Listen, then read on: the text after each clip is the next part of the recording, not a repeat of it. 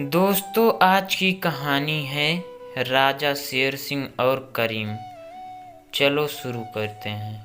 प्राचीन काल की बात है। एक शेर सिंह नाम का राजा हुआ करता था। वह बहुत ही अच्छा इंसान था। वह हमेशा दूसरों की मदद किया करता था। उसे अपनी प्रजा से बहुत प्रेम था। वह सभी की सहायता किया करता था। उसके राज्य में कोई भी व्यक्ति असंतुष्ट नहीं था। किसी को भी किसी चीज की कमी नहीं थी। उसके राज्य में भरपूर पैसा था और साथ ही खेत खलियान भी भरे हुए थे। लोग बहुत ही अच्छे से जीवन व्यतीत कर रहे थे। उस राजा से जो भी व्यक्ति मदद की गुहार करता या अपने निजी काम के लिए धन की मांग करता था, तो वह उसकी पूर्ति कर दिया करता था। इस बात से उसके ही दरबार के एक दरबारी, जिसका नाम करीम था, ने सोचा कि राजा बहुत ही दयालु हैं, क्यों न इनका फायदा उठाया जाए। उसने उसे राजा का बहुत ही खास और भरोसेमंद दरबारी बनने का सोचा, जिससे राजा उसे अपने खजाने की रखवाली के लिए तैनात कर दें। इसके लिए उसने एक योजना बनाई। वह राजा के आसपास ही रहा करता था। राजा शेर सिंह जो भी काम करने को बोलते, वह झट से कर दिया करता था और राजा के साथ वह हर जगह जाकर उनकी मदद भी किया करता था।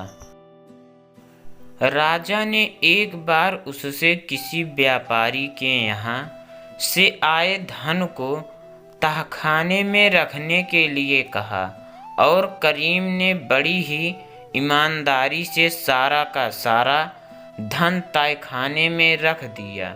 राजा ने यह सब देखकर सोचा कि करीम मेरे हर जगह मदद करता है और साथ ही जो भी काम मैं उसे करने को देता हूँ, वह बहुत ईमानदारी से करता है। राजा करीम से बहुत ही प्रभावित होने लगे थे। करीम को भी लगने लगा कि राजा उससे प्रभावित हो चुके हैं। यही उसकी योजना थी कि ऐसा करने से राजा उसे जल्द ही अपने खजाने का रखवाला बना देंगे। राजा ने करीम को बुलवाया। करीम मन ही मन बहुत खुश हो रहा था कि अब बस राजा उसे अपने खजाने का रखवाला बनाने की बोलने ही वाले हैं। यह सोचते सोचते वह राजा के पास पहुंचा। राजा ने उससे कहा, करीम तुम अपने काम में बहुत ही ईमानदार हो।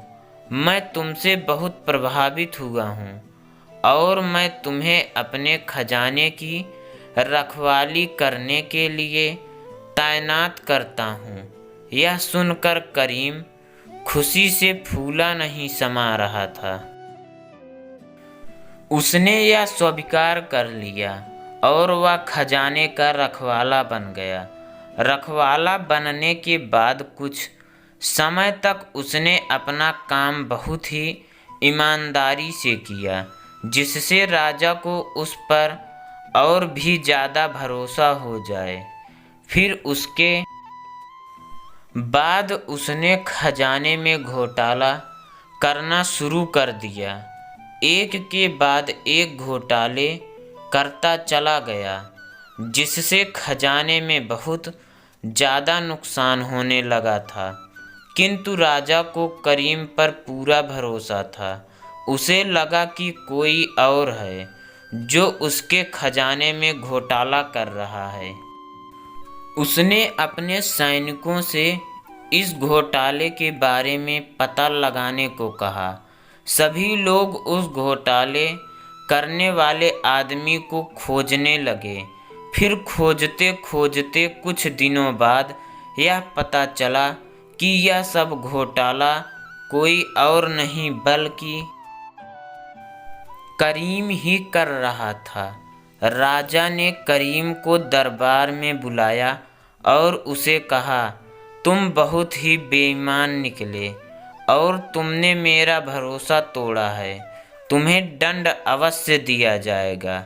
ऐसा कहकर राजा ने उसे महल से निकाल दिया।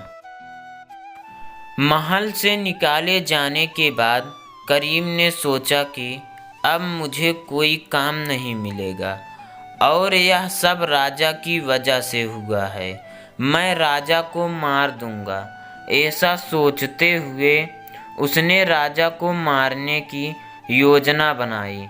वह चुपके से छिपते हुए महल के अंदर घुस गया और किसी तरह वह महल के रसोई घर में पहुंच गया।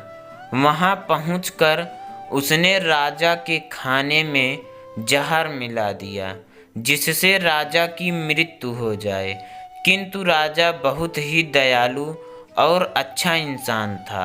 उसने यह खाना गरीबों में बांटे जाने का ऐलान कर दिया। करीम यह सुनकर डर गया। उसे लगने लगा कि मैं तो राजा को मारना चाहता हूँ, लेकिन ये क्या?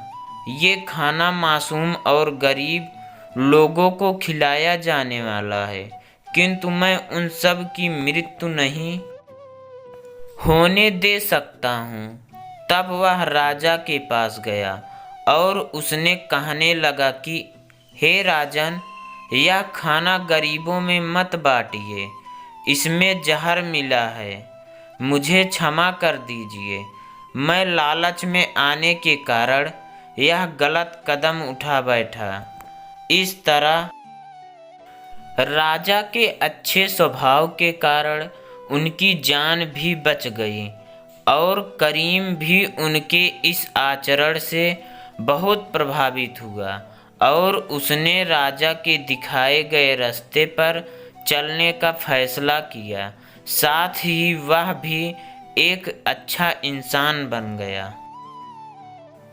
दोस्तों, अगर हमारा वीडियो आपको पसंद आया है तो हमारे चैनल को सब्सक्राइब कीजिए, लाइक कीजिए और ज़्यादा से ज़्यादा शेयर करिए।